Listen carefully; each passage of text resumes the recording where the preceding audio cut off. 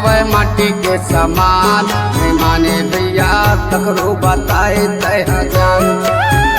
तोरे काया हवे माटी के समान, नहीं माने भैया ककरो बताए तय ज्ञान। माटी के काया माटी में जाही, संत समाज तुला ले जाही। माटी के काया माटी में जाही, संत समाज तुला ले जाही। नहीं समझे कके रोते ज्ञान। तोरे काया हवे माटी के समान, नहीं माने भैया ककरो बताए ज्ञान। तोरे काया हवे माटी के समान, नहीं माने भैया ककरो बताए ज्ञान।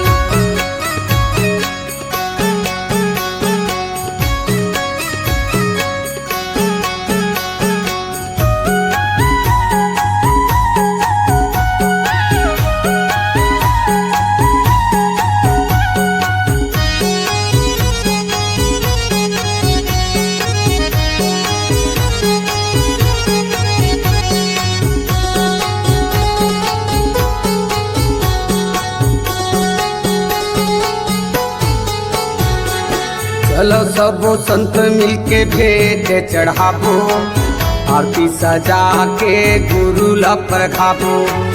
आरती सजा के गुरु ला परखाबो, आरती सजा के गुरु ला परखाबो।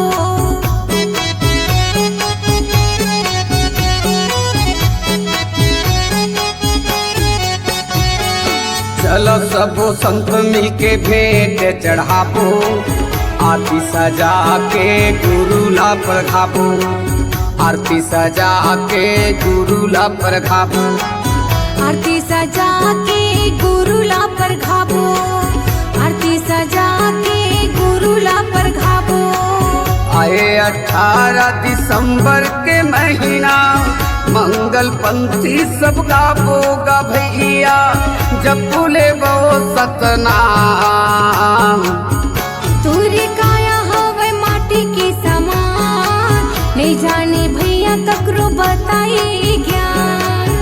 तोरे काया हवे माटी के समान, नहीं जाने भैया ककरो बताए ज्ञान।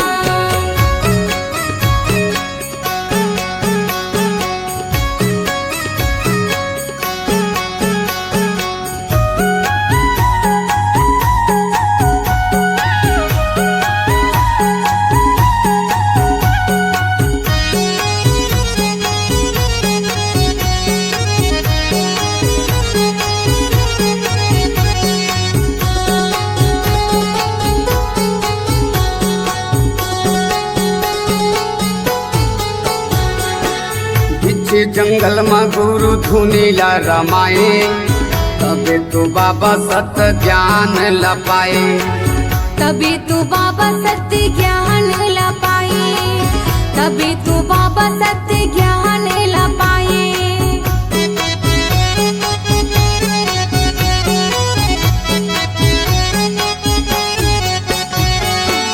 पीछे जंगल में गुरु धुनीला रमाए, तबे तो बाबा सत्य ज्ञान ला पाए। तबे तो बाबा सत्य ज्ञान ला पाए।